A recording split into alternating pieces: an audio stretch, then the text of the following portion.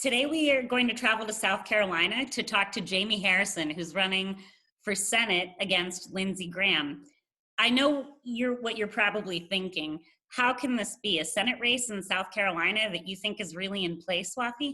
But I want you to listen to this interview because I think what you're going to understand is A, just how incredible a candidate Jaime is, B, what an innovative and out-of-the-box campaign his team has been running, and C, that we are actually within striking distance of beating Lindsey Graham in South Carolina because of Jaime's leadership and campaign.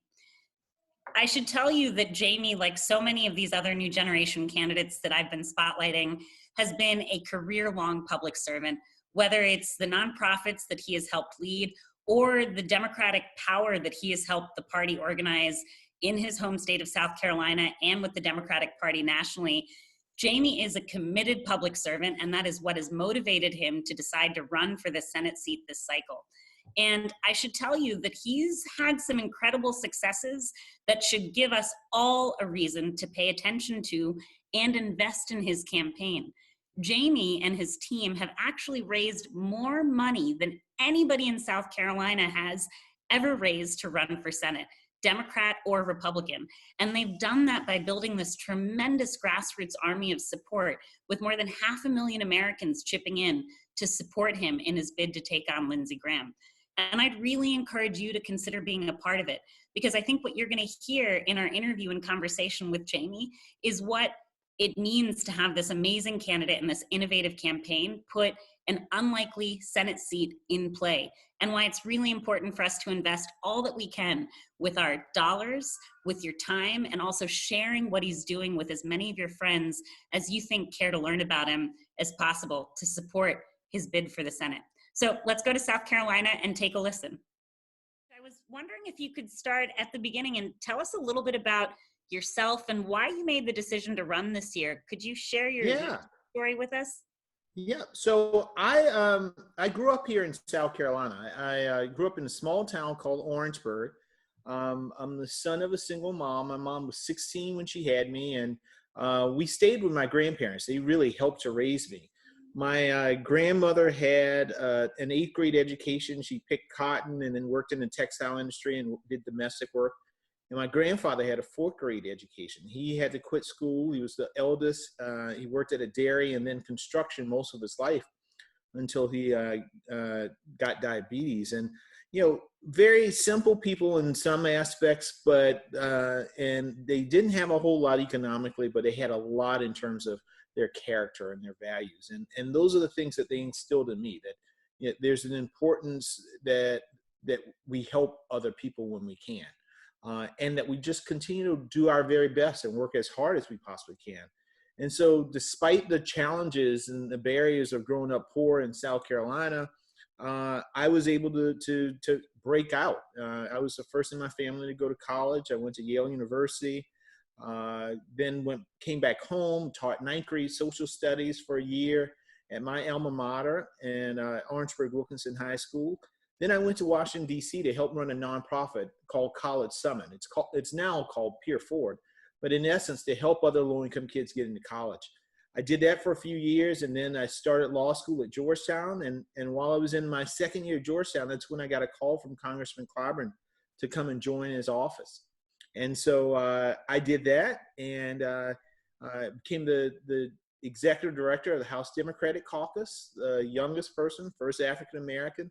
And then I ran the whip operation for Mr. Clyburn after the 2006 election. And it was my job to get the 218 votes to pass bills on the floor of the House. First African-American to serve in that capacity. And we passed a lot of good bills, from Matthew Shepard, James Byrd hate crimes bill, to getting us out of the Iraqi war, to increasing the minimum wage. So much I'm proud of during that time. I then met my wife. We got married, moved to South Carolina in 2012. My wife's a law professor at the University of South Carolina, and we're raising our 2 boys here. I also became the chair of the South Carolina Democratic Party, first African-American chair, and I currently serve as the associate chair of the DNC. So, Jaime, you've actually had a really long and pretty productive, committed career in public service in a variety of different facets. Could you share a little bit about what you've accomplished that you're most proud of? Yeah. Well, there's the personal pride and then there's a professional pride. So I would say on the personal pride, when I was a kid and I was in middle school, my grandparents lost their house because of fraud.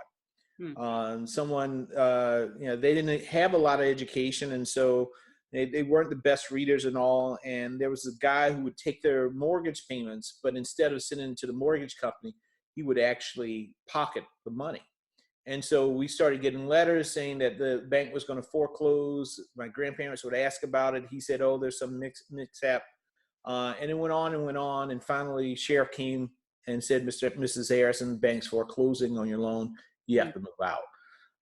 And so I made a promise to myself then. It's middle school. I probably was in sixth grade at the time, that I was going to buy my grandparents a house one day because it just devastated them.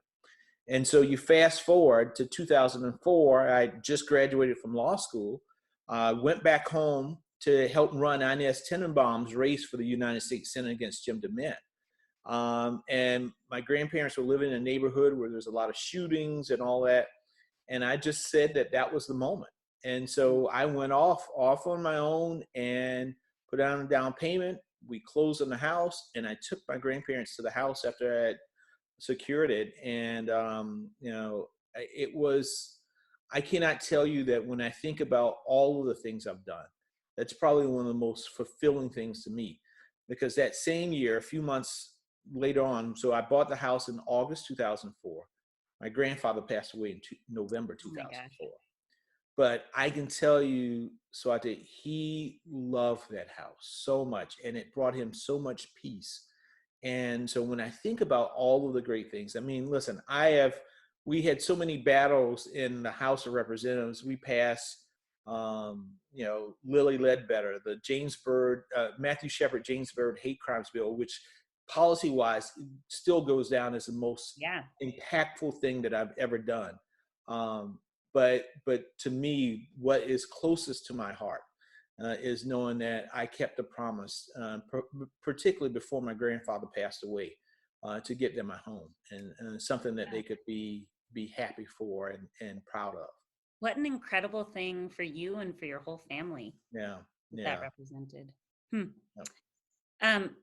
Speaking of family, Jaime, I know that you've got two beautiful little boys and you're getting a whole lot more time with them because you're running this amazing campaign largely from home, because like many of us, you're in the midst of this pandemic. I was wondering if you could share some perspective with our listeners about that.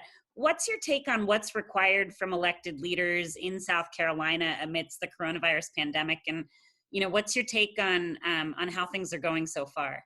Yeah. In terms of where things are here in South Carolina, listen, we've had over 4,600 confirmed cases here of the coronavirus in South Carolina, number of deaths in a few hundreds. And about 85, what our Department of Health and our health department estimates is that 85% of the cases in the state are undiagnosed. And they are because of the lack of testing that has taken place here.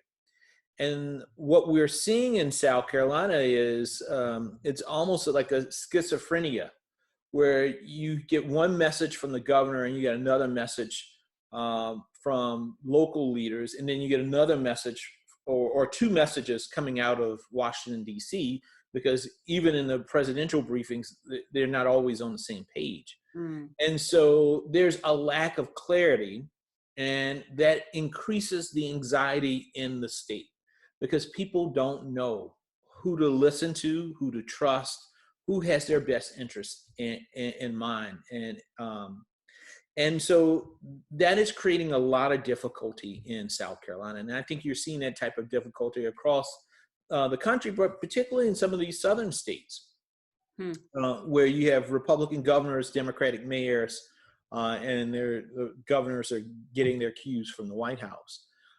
And so, the thing that I'm trying to do is to be a steady hand, to to really cut through the politics and get information to the people so that they can make a judgment and they can make a decision to keep themselves, their families, and their communities safe.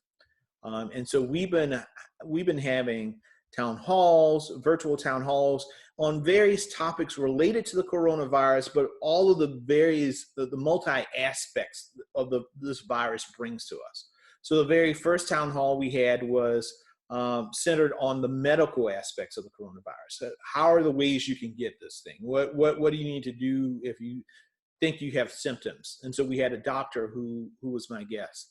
Then we followed up with the small business aspect because there's a lot of economic anxiety. And so we had small business owners talk about what are the initiatives and programs that are out there to help secure their businesses in this time. And then the next one, we had a pastor and two psychologists to talk about the mental and the spiritual health of people during this time, because what we find when folks are the most anxious, they turn to they turn to doctors to talk about how they deal with the stress and the anxiety, but they also turn to faith leaders in their communities to help with that as well. And then what we're finishing up this discussion on this week is our next town hall is about the education aspect of this. Oh, wow. The barriers of educating your kids from home. And I know, I literally just left upstairs with my son because he's in kindergarten and going through his work. My wife and I are divvying it up because it's so much. But we have additional barriers here in South Carolina because almost a third of our state doesn't have access to broadband. That's right. Right? And so what do those parents do in terms of educating their kids? How do you get past that?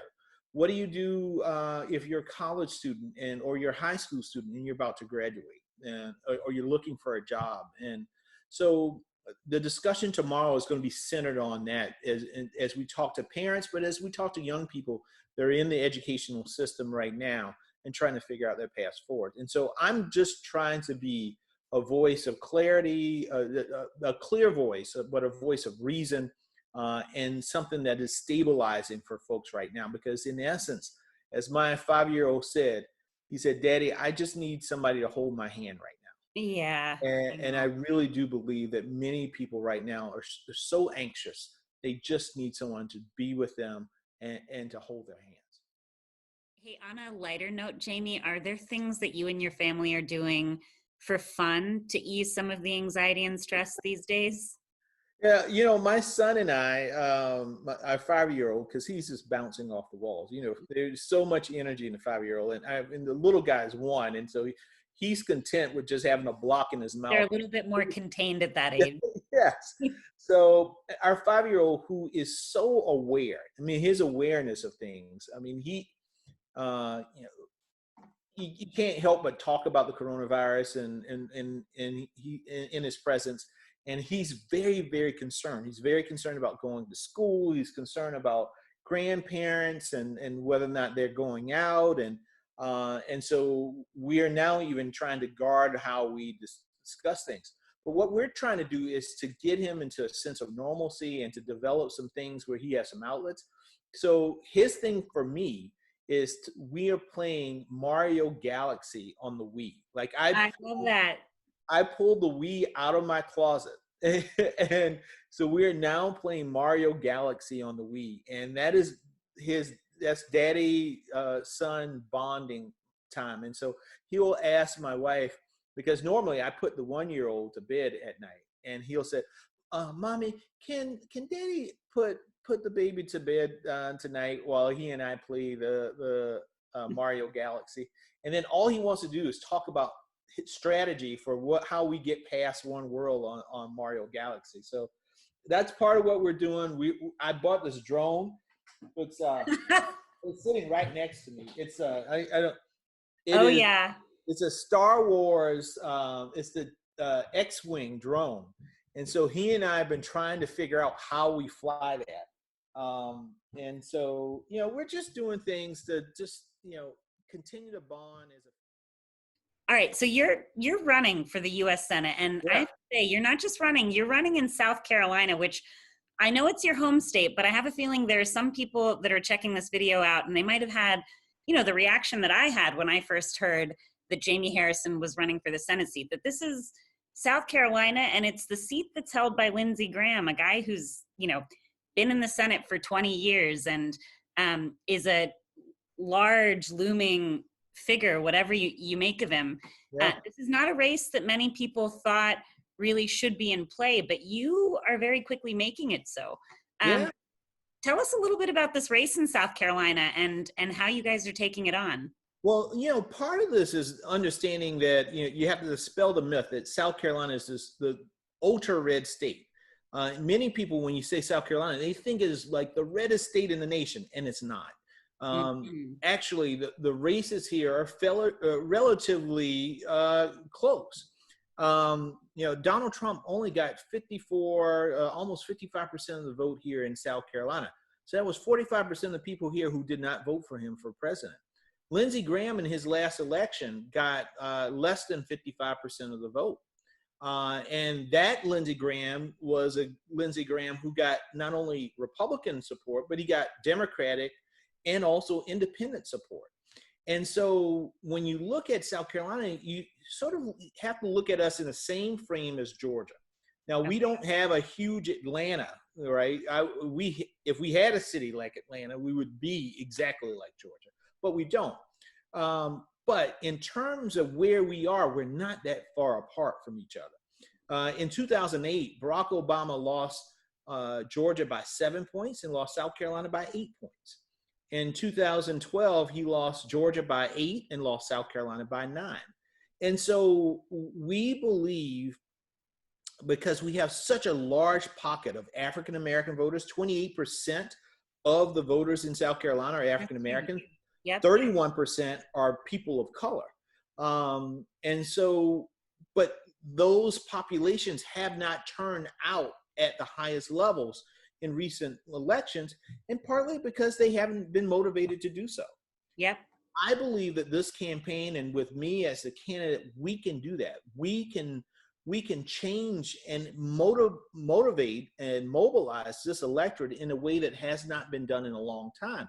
Because this I is can go like what Stacey Abrams and that's exactly right. Okay, but somebody might come back and say that has gotten us close, as it did with the Abrams race in Georgia, but not quite enough to cross the line. So what takes us over the edge in November? Well, listen, I think Stacey won, to be quite honest. And had it not been for voter suppression and purging of hundreds of thousands of voters, she would be the governor right now. And I know, based on the governor's actions as of late, most people now would prefer to have her as governor.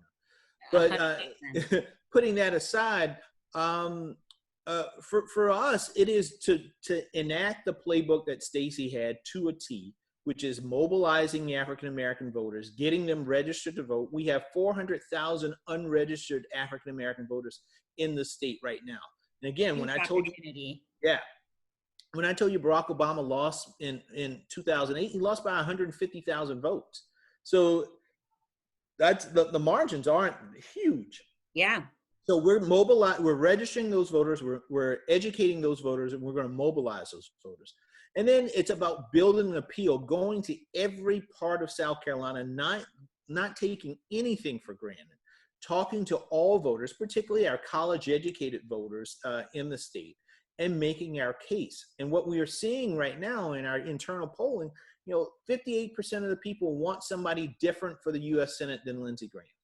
And in our polling, we got people who are at 52%, 53% for Donald Trump, but Lindsey is still in the 40s.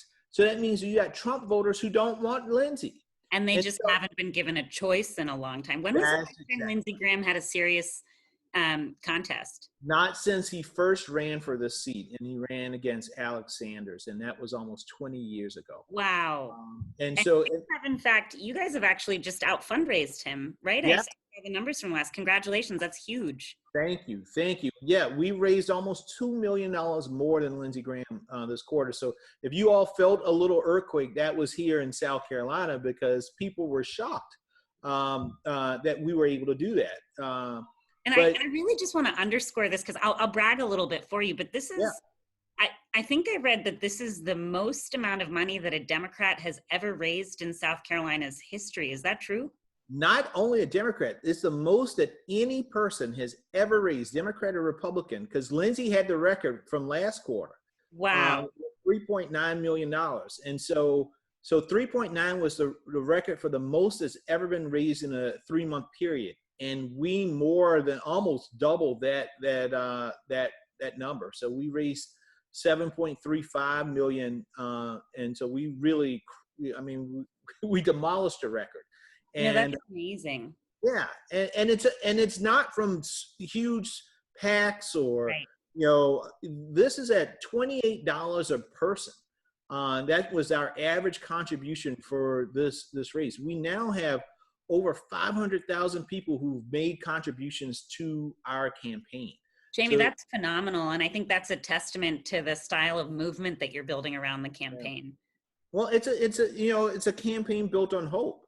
We just had launched our Restoring Hope tour. One of our mottos, our motto for our state here in South Carolina is "While I breathe, I hope." And in essence, what we are fighting for is bringing hope back to South Carolina. We don't see the doom and gloom. We believe and we know that we have some of the greatest people in the world that live here. We have a beautiful state. The leadership is just not worthy of its people.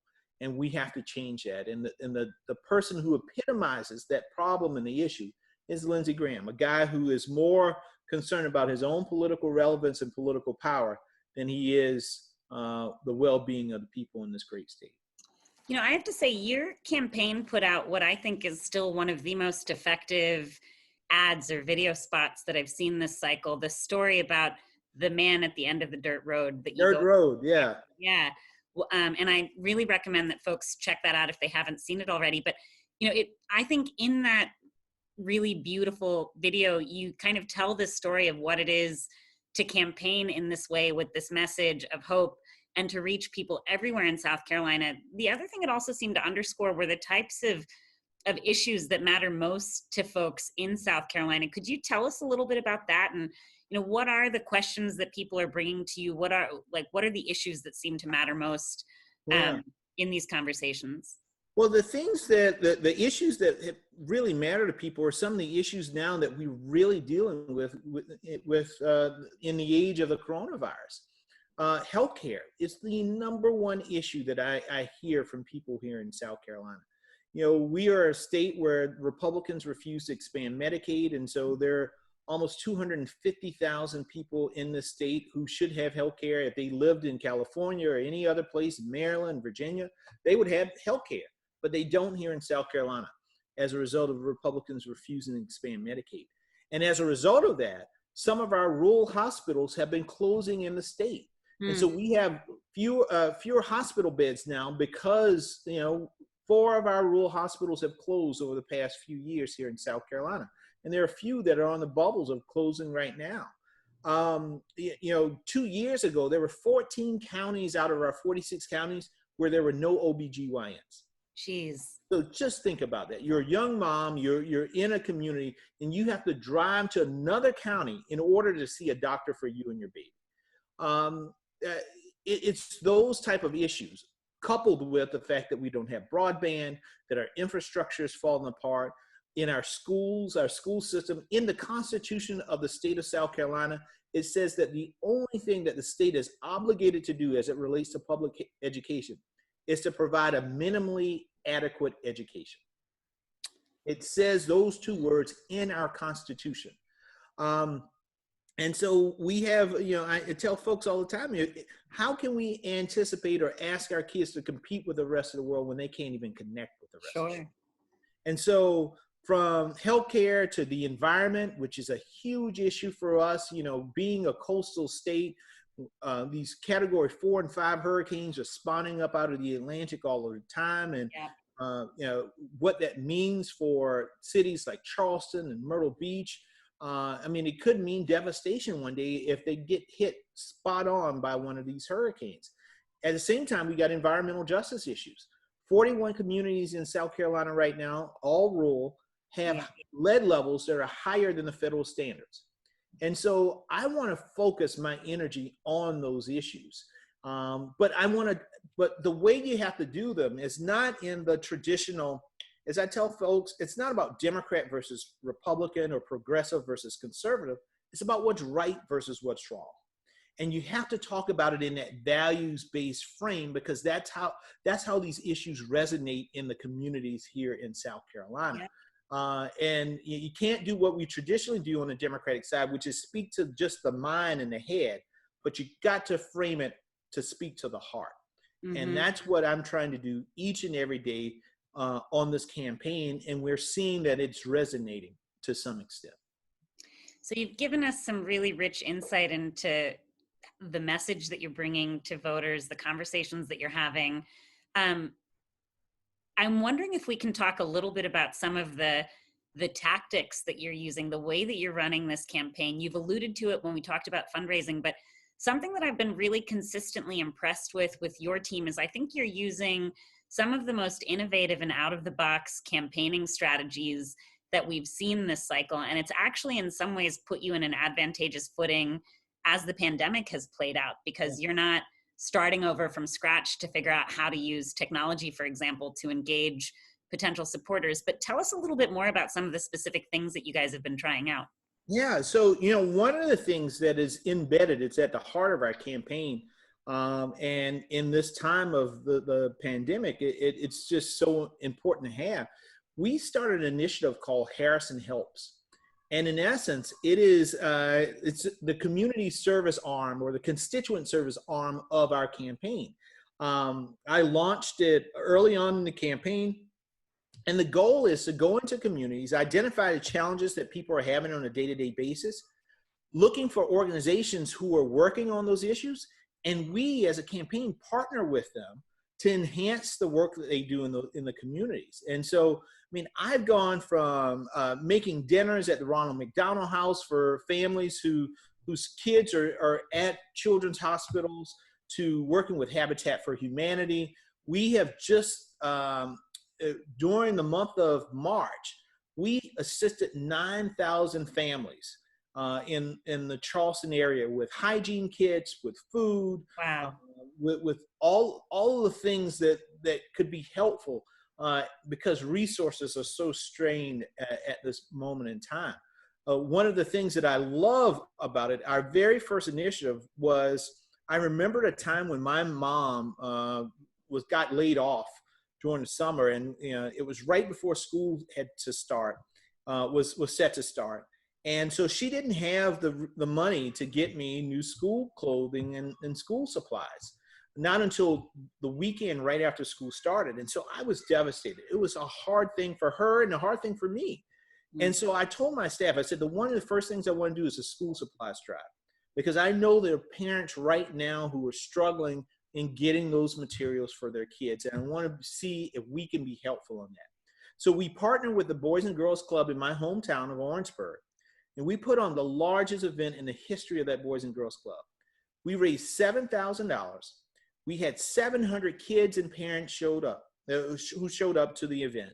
We gave out over 400 backpacks. And I remember a mom who was at the event. She had about 2 or 3 kids at the event, and she came up to me and tears coming down her face. And she just said to me, she said, "Mr. Harrison, I just want to thank you." She said, "I prayed for weeks on how I was going to be able to do this for my kids, and I didn't know how, but you helped me, and I will never forget that." And Swati, that is what the role, I believe, of the United States Senator is all about. It's finding constituents who have issues and problems and doing all you can to help them. And you and your team are living those values in the very act of campaigning, which is what is so incredible. Yes, it's about showing, not telling.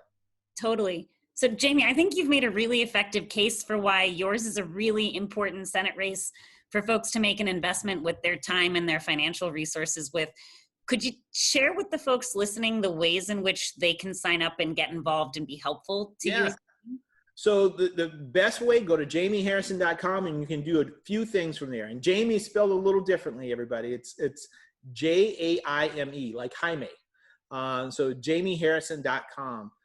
You can sign up to volunteer. if you are interested in working with Harrison Helps and helping in any way, we love your help there. You can volunteer if you want to do virtual phone banking or texting. We're doing a lot of that because we're trying to check on voter registration status and make sure that we're in contact with folks.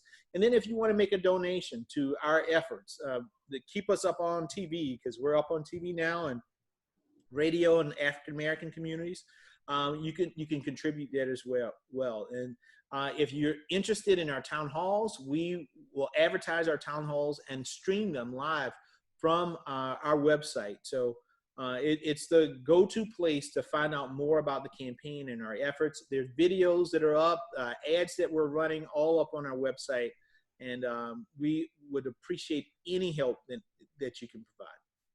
That's awesome. Jaime, thank you for what you're doing, for continuing your public service commitment in running for Senate. Thank you so much. Such a pleasure. Yes, such a pleasure as well. Thank you for the opportunity.